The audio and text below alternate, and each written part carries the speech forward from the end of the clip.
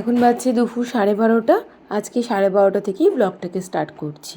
এই কিছুক্ষণ আগে বাগানে গেছিলাম, দেখছি 12 মাস আম গাছের আমটা বেশ পেকেছে, তাই তাকে পেড়ে নিয়ে আসলাম। আর ওইদিকে বাইরে চলুন মা কি কাণ্ড করেছে দেখুন। সারা বছর ধরে এইগুলোকে কিন্তু আমরা বেশ মজা করে খাই। এই যে থালায় থালায় ভরা আমসত্ত্ব, এই সময় মা অনেক আমসত্ত্ব দিয়ে রাখে, যেটা আমরা সারা বছর শুধু মুখে তারপরে চাটনিতে এইভাবে খায়। আর এদিকে মেঘের বাহারটা দেখুন কি সুন্দর লাগছে, মনে হচ্ছে যেন রং তুলি নিয়ে কে এঁকে দিয়েছে। 12:30 বাজে, মানে ঋষির খাবার টাইম হয়ে গেছে, তাই বসে পড়েছি ঋষিকে লাঞ্চ করাতে। আজকে লাঞ্চের মেনু মুসুরির ডাল, পনিরের তরকারি, মিষ্টি কুমড়ো ভাজা, ছোলা দিয়ে চাল কুমড়ো, পোস্ত, আর এদিকে পেঁয়াজ দিয়ে তিল ভাজা, মানে তিলের বড়া ভাজা আর কি। ঋষির জন্য রয়েছে একটা ডিম সেদ্ধ, আর আমাদের জন্য ডিমের কারি আর ভাত। ঋষির থালাটাকে রেডি করি।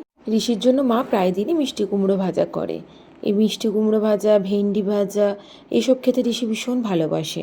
আর পোস্তর তরকারিটাও ঝাল দেওয়ার আগেই মা তুলে রেখেছে, তার সঙ্গে মুসুরির ডাল আর তিলের বড়া, একটা ডিম সেদ্ধ, আর একটু ভাত নিয়ে নেবো কারণ আজকে অনেক সবজি রয়েছে।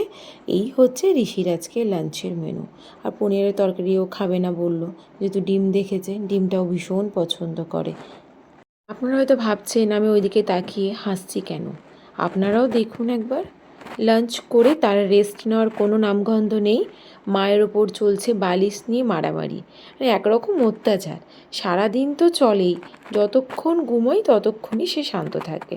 আর তারপর থেকে সারাদিন এই মায়ের ওপরে কী অত্যাচার চলে। মাও চিৎকার করে, কিন্তু সে কি শোনার পাত্র? সে শোনার পাত্র না।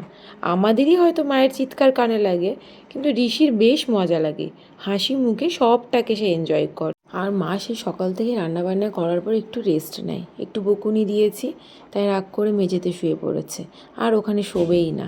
দেখুন, দুষ্টুমি করার পরে, বকা খাওয়ার পরে তো একটু লজ্জা থাকে, সেটাও নাই।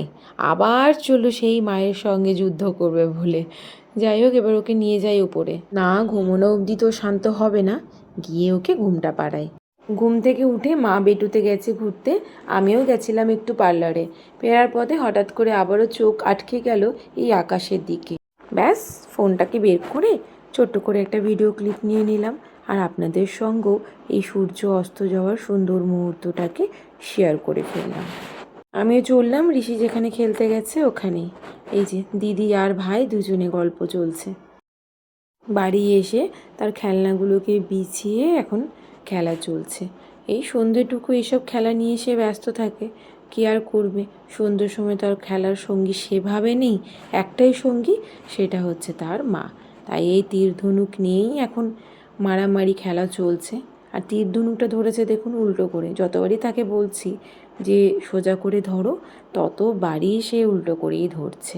এইভাবেই নাকি সে ছুটবে। যাই হোক, আলটিমেট আমার কথাটা একবার ওর কানে গেছে, আর তীর ধনুকটা ধরেছে সোজা করে। এরপর মাথায় বুদ্ধি আসলো একটা পয়েন্ট বানাতে হবে। তাই আমাকে বললো, এই দেখো মাম্মি, তুমি এটা নাও, নিয়ে ওখানে একটা পয়েন্ট বানাও। দাঁড়িয়ে পড়েছি, সেই পয়েন্টে মারতে হবে। এতক্ষণ তো বসে বসে খেলা চলছিল, এবার তো আর বসে বসে খেললে হবে না, কারণ পয়েন্টটা সুইচ বোর্ডের ওপরে, মানে একটু ওপরে। আর এদিকে এখন তার ট্রাকে করে চললো ডাস্টবিন নিয়ে সে ফেলতে। ডাস্টবিন অনেক কিছু ভরেছে, আমাকেও বলা হলো যা যা ডাস্টবিনে থাকবে সব ফেলবে। তারপরেই মামা তার ফেভারিট খাবার নিয়ে চলে এসছে, এগ রোল। খুব পছন্দের একটা জিনিস। আমি বারবার বলছি প্যাকেটটা ফেলে দে, প্যাকেটটা কেন ধরে আছিস? তুমি জানো না মাম্মি, কাগজটা ছিঁড়ে যায়, তারপরে সব সসগুলো আমার জামায় পড়ে। এই কাণ্ড আমাদের সঙ্গেও এবং ঋষির সঙ্গেও বহুবার ঘটেছে, তাই এবার আর যাতে না ঘটে তারই এই প্রচেষ্টা। যাই হোক, এরপর সে এসেছে গোডাউনে। গোডাউনে আসার পর সে কী করছে আমি এখন সেটা একটু ক্যামেরাবন্দি করছি, আপনারাও দেখুন।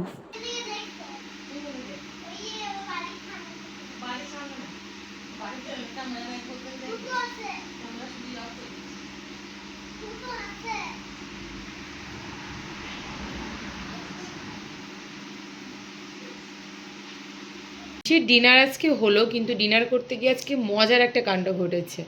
ঋষি, কি হয়েছে সবাইকে একটু বলে দাও। আচ্ছা বেশ, ওটা খেলাটা পরে হবে, আগে সবাইকে বলে দাও আজকে কি কাণ্ডটা করেছি আমি তোমার সঙ্গে।